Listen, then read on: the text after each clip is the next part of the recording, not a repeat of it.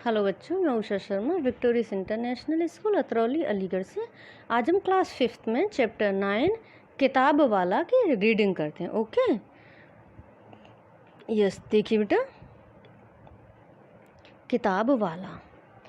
Colombia के घने जंगलों में एक आदमी रहता था जिसे किताबों से बहुत प्यार था। उसका नाम था लुइस।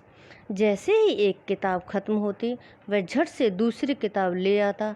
जल्दी उसका पूरा घर किताबों से भर गया। उसकी पत्नी डायना उस पर बहुत गुस्सा होती। हम इतनी किताबों का भला क्या करेंगे? किसने कहा? उसकी पत्नी ने। क्या उन्हें भात के संग खाएंगे? यानी भात यानी चावल। लुइस देर तक सोचता रहा। फिर उसके दिमाग में एक आइडिया आया, यानी विचार आया। क्यों ना इन किताबों को पहाड़ियों के उस पार उन लोगों तक ले जाऊं जिनके पास किताबें नहीं हैं।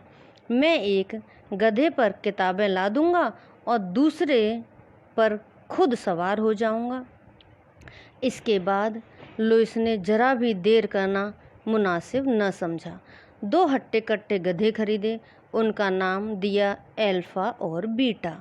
उनकी पीठ पर किताबें रखने के लिए एक क्रेट बनाई और उस पर एक तख्ती लगाई। गधे पर किताब घर। अब हर हफ्ते लुइस एल्फा और बीटा दूर दराज पहाड़ियों पर स्थित बियावान गांव का दौरा करते। एक दफ़ा वे एल्टोरमेंटो नाम के गांव में गए।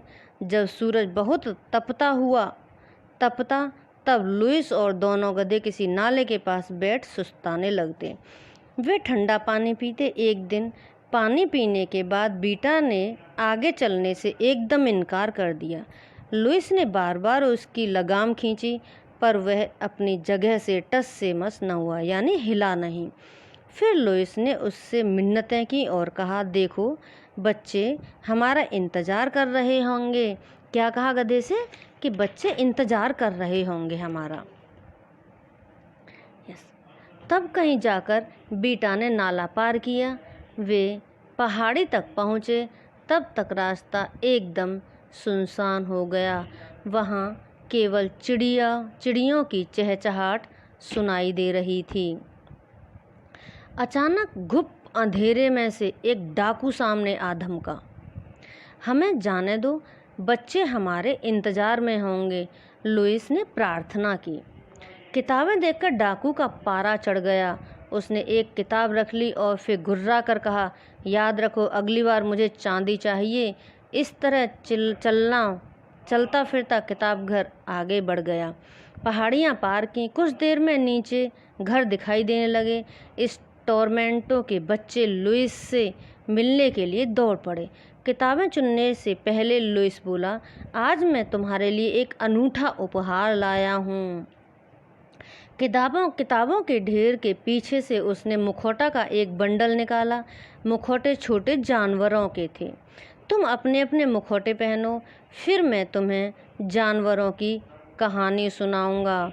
कहानी खत्म होने के बाद बच्चों ने अपनी अपनी पसंद की एक एक किताब चुनी और लुइस से विदा लेते हुए चल दिए। किताबों को अपने कलेजों से चिपकाए। लुइस, एल्फा और बीटा भी पहाड़ियाँ लांघते हुए घर की ओर चल दिए।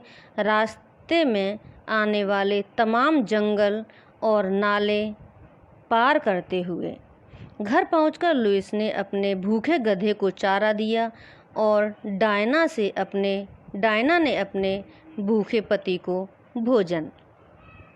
रात को जल्दी सोने की बजाय लुइस ने एक किताब उठाई और उसे देर रात तक पढ़ता रहा। काफ़ी दूर एक पहाड़ पर भी रात बहुत देर तक मोमबत्तियाँ और लालटेन जलती रहीं। जो लालटेन जल रही थी पहाड़ पर, क्या कर रहे थे बच्चे? जो लुइस किताब दे के आया था उन्हें पढ़ रहे थे। ओके बेटा, सो बाय बेटा।